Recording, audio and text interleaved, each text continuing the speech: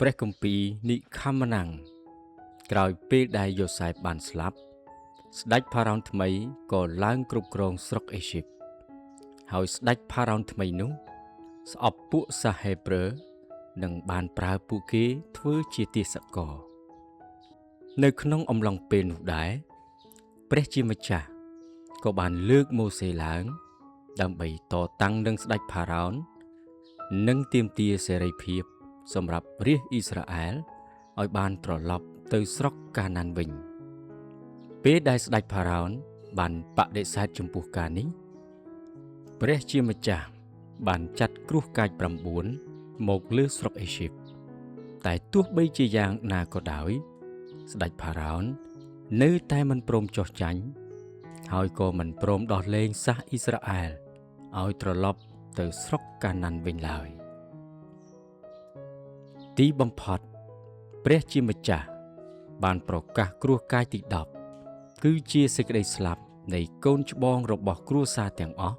នៅក្នុងស្រុកអេស៊ីបដែលមិនបានការពារដោយលាភឈាមកូនជាមនៃបុណ្យរំលងពួកសាសអេស៊ីបមិនបានស្ដាប់តាមសេចក្តីបង្គាប់របស់ព្រះជាម្ចាស់ទេដូច្នេះហើយសេចក្តីស្លាប់ក៏កើតមានចំពោះកូនច្បង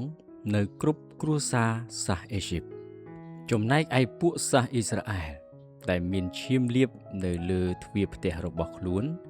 ត្រូវបានរួចខ្លួនវិញក្រោមការដឹកនាំរបស់លោកម៉ូសេពួកគេបានចាកចេញពីស្រុកអេស៊ីបជាបន្ទាន់តែមានពួកទាហានរបស់ស្ដេចផារ៉ោនដេញតាមពីក្រោយពួកគេពេលនោះព្រះជាម្ចាស់ក៏បានញែកទឹកសមុទ្រក្រហមចេញពីគ្នាដូច្នេះពួករាស្ត្ររបស់ទ្រង់អាចឆ្លងកាត់សមុទ្របានហើយពួកទាហានរបស់ស្ដេចផារ៉ោនដែលដេញតាមពីក្រោយត្រូវលង់ទឹកស្លាប់វិញខណៈដែលពួកគេ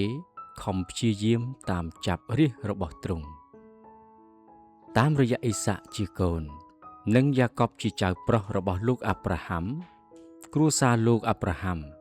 បានក្លាយទៅជាជាតិសាសន៍មួយដែលមានប្រជាជនប្រមាណជា2លាននាក់ហើយពួកគេបានប្រមូលផ្ដុំគ្នានិងរៀបចំធ្វើដំណើរចេញទៅកាន់ទឹកដីសន្យាចូលសាកស្រមៃមើលអំពីហ្វូងមនុស្សដ៏ច្រើនសន្ធឹកសន្ធាប់ធ្វើដំណើរកាត់វាលរហោស្ថាន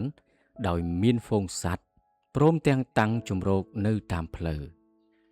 ព្រះជាម្ចាស់បានដឹកនាំរាស្ត្ររបស់ទ្រង់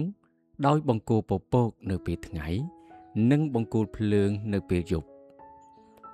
លុះបន្ទាប់មកទៀតទ្រង់បានប្រទានអាហារដល់ពួកគេដោយបង្អល់ភ្លៀងជានំម៉ាណាធ្លាក់មកពីលើមេឃនំម៉ាណា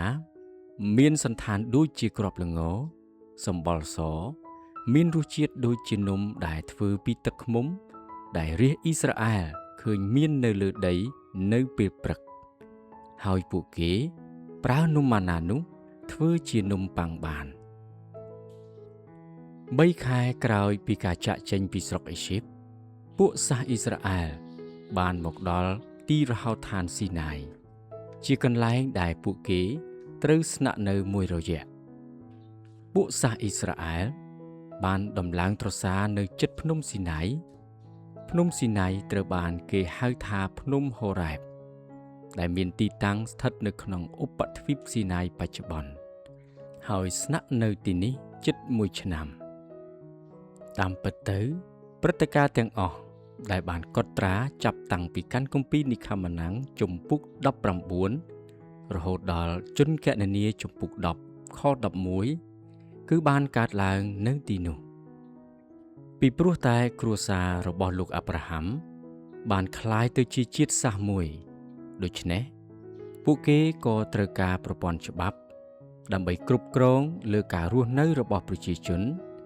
នៅពេលចូលទៅក្នុងទឹកដីរបស់ខ្លួនប៉ុន្តែលើសពីនេះទៅទៀតព្រះជាម្ចាស់បានមានមេរៀនដ៏សំខាន់ដើម្បីបង្រៀនរាស្ត្ររបស់ទ្រង់អំពីសេចក្តីបរិសុទ្ធរបស់ទ្រង់អំពីអំពើបាបរបស់ពួកគេនិងអំពីរបៀបដែលពួកគេអាចចូលមកចំពោះព្រះជាម្ចាស់ ជ ជាដំបូងព្រះជាម្ចាស់បានប្រទានក្រឹតវិន័យ10ប្រការដល់លោកម៉ូសេសម្រាប់រាស្ត្រអ៊ីស្រាអែលក្រឹតវិន័យទាំងនេះក៏បានคล้ายជាមូលដ្ឋាននៃរដ្ឋាភិបាលរបស់សាសជាច្រើនផងដែរលើសពីនេះទៅទៀតព្រះជាម្ចាស់ក៏បានប្រទានបញ្ញត្តិផ្សេងទៀតពាក់ព័ន្ធនឹងកាតព្វកិច្ចរបស់មនុស្សចំពោះព្រះជាម្ចាស់និងអ្នកដទៃលុះបន្ទាប់មកទៀតព្រះជាម្ចាស់បានប្រទានសេចក្តីណែនាំដ៏លម្អិតអំពីការសាងសង់រោងឧបោសថដែលមានរូបភាពដូចជារោងតង់ជាកន្លែងដែលព្រះជាម្ចាស់ជួបជាមួយនឹងរាស្ត្ររបស់ទ្រង់ហើយរោងឧបោសថជាទីសំខាន់សម្រាប់ការថ្វាយបង្គំរបស់ពួកសាសអ៊ីស្រាអែលសម្ភារៈដែលប្រើប្រាស់ក្នុងការសាងសង់រោងឧបោសថនិងគ្រឿងតុបតែងលម្អស្ទើរគ្រប់ទាំងអស់គឺជានិមិត្តរូបនៃបុគ្គលភាពនិងពន្ធកិច្ចរបស់ព្រះអម្ចាស់យេស៊ូវគ្រីស្ទដែលត្រូវយាងមករោងឧបោសថនោះតាក់ទងនឹងសកម្មភាពរបស់ពួកសង្ឃដូច្នេះព្រះជាម្ចាស់បានចាត់តាំងឲ្យមានលំដាប់ថ្នាក់នៃពួកសង្ឃចេញពីពូជអម្បូរលេវីនិងពីគ្រួសាររបស់លោកអារ៉ុនដែលជាបងប្រុសរបស់លោកម៉ូសេសម្លៀកបំពាក់ការងារនិងពិធីទាំងឡាយដែលបានរៀបចំឡើងសម្រាប់ចូលបម្រើការងារជាសង្ឃត្រូវបានរៀបរាប់យ៉ាងលម្អិត